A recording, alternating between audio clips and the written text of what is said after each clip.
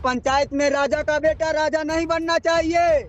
हमारे पंचायत में जब भी बनेगा तो जो हकदार होगा वही राजा बनेगा, अध्यक्षकार राजा का बेटा राजा नहीं बनेगा। जय हिंद, जय भारत, जय मनीष भैया। दोस्तों इस वीडियो को पूरा जरूर देखिएगा क्योंकि इस वीडियो में मेरे पास आप तमाम साथियों के लिए 4 सबसे बड़ी खबर है, जिसमें सबसे पहली खबर है मनीष कश्यप को लेकर के। और वो क्या है यह भी जान लीजिए कि न जाने कितने लोग मनीष कश्यप की वजह से आज अपने अधिकार के लिए सिस्टम से लड़ जाते हैं, अपने अधिकार के लिए किसी से भी लड़ जाते हैं। उसी में एक एग्जाम्पल नवादा के नादरीगंज से निकलकर सामने आया। आज मनीष कश्यप के जितने भी समर्थक हैं उनको गर्व महसूस होगा कि हम मनीष कश्यप के समर्थक हैं, तो बहुत अच्छा है। सबसे पहली खबर हम मनीष कश्यप को लेकर यही देंगे, डिटेल में चर्चा करेंगे। और दूसरी जो सबसे बड़ी खबर यह है वो तेजस्वी यादव को लेकर के है। बेचारे तेजस्वी यादव 19 सितंबर को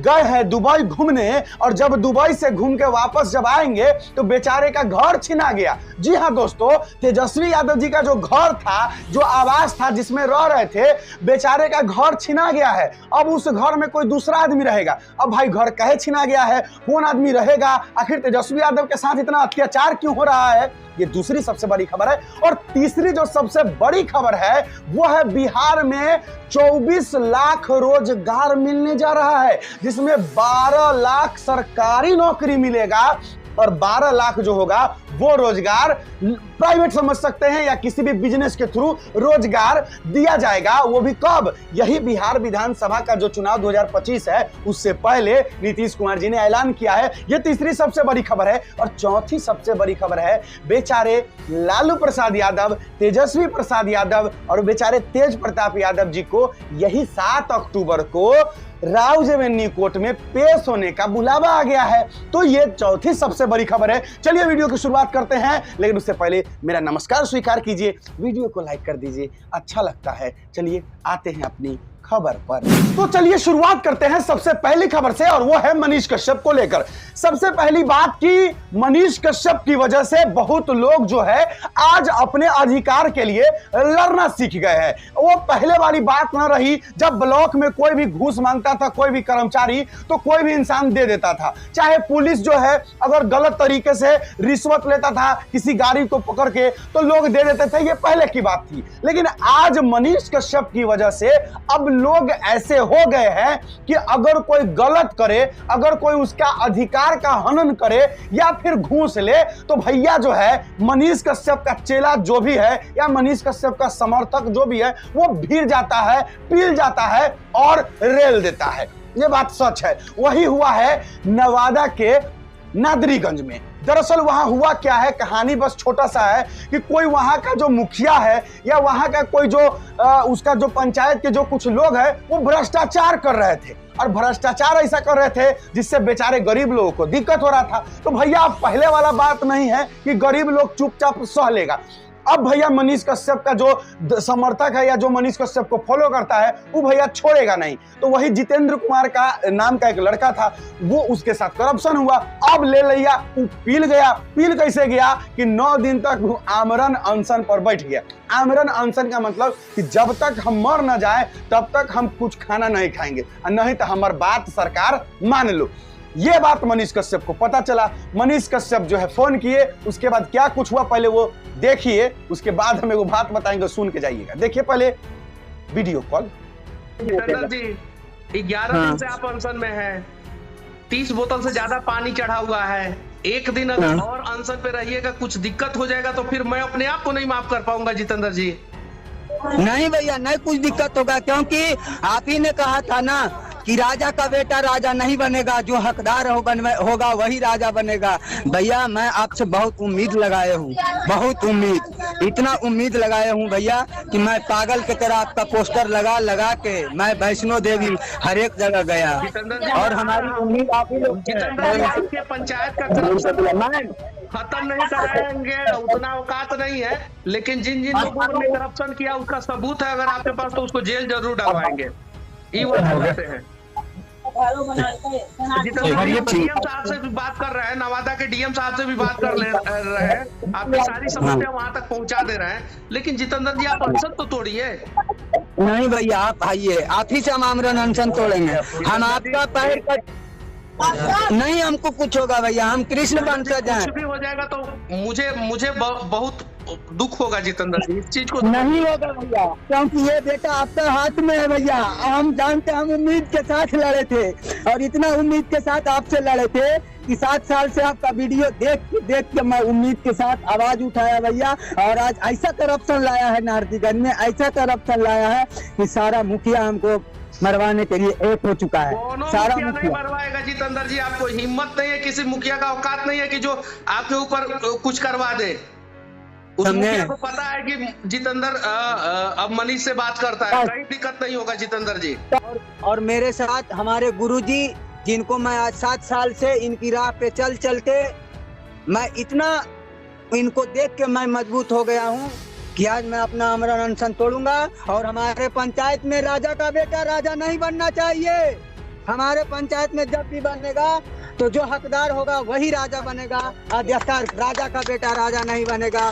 जय हिंद, जय भारत, जय मनीष भैया। हाँ, तो राजा का बेटा अब राजा नहीं बनेगा, राजा वही बनेगा जो हकदार होगा। मनीष कश्यप हमेशा से ये चिल्लाते रहे तेजस्वी यादव जी को लेकर के कि अब राजा का बेटा राजा नहीं बनेगा, राजा वही बनेगा जो हकदार होगा। वैसे बात भी सही है कि राजा उसी को बनना चाहिए जो हकदार होगा। भाई राजा का बेटा राजा काहे बनेगा। अब बात यह है कि देखिए किस तरीके से मनीष कश्यप के समर्थक जो है वो कितने पागल किस्म के लोग होते हैं कि जैसे मनीष कश्यप अपने अधिकार के लिए लड़ता है और जिस तरीके से मनीष कश्यप सबको सिखाता है कि अपने अधिकार के लिए लड़ना चाहिए, देखिए कैसे आज सभी लोग जो है अपने अधिकार के लिए लड़ रहे हैं। और एकदम ये सही भी है, अपने अधिकार के लिए हर किसी को लड़ना चाहिए। चलिए दोस्त, आते हैं सबसे बड़ी जो दूसरी खबर है। आपको पता है बेचारे तेजस्वी यादव जी का घर छीना गया। बेचारे का जो घर था, ये हमारे रोड नंबर 5 कहिए या सीधे 5 कहिए, 5 देश रत्न मार्ग पटना में जो उनका घर था, बेचारे तेजस्वी यादव जी का घर छीना गया जिस घर में वो रह रहे थे। बेचारे 19 सितंबर को दुबई निकले घूमने के लिए। अब बेचारे जब वो दुबई से लौटेंगे तो बेचारे के पास उनका घर ही नहीं रहेगा। अब वो घर कौन छीन लिया भाई, और उस घर में अब कौन रहेगा, अब जरा ये जान लीजिए। दरअसल जिस आवास में, जिस बंगला कहिए या जिस हवेली में तेजस्वी प्रसाद यादव रहते थे, वो उप मुख्यमंत्री आवास है। यानी कि जो भी बिहार का उप मुख्यमंत्री रहेगा वही उस आवास में रह सकता है। तो अभी तो बिहार के वर्तमान उप मुख्यमंत्री सम्राट चौधरी जी है। तो अब क्या हुआ कि जो तेजस्वी प्रसाद यादव जिस आवास में रहते थे, अब उस आवास में सम्राट चौधरी जी रहेंगे, क्योंकि अब उप मुख्यमंत्री वही है तो वही न रहेंगे। और कब से रहेंगे, तो सम्राट चौधरी जी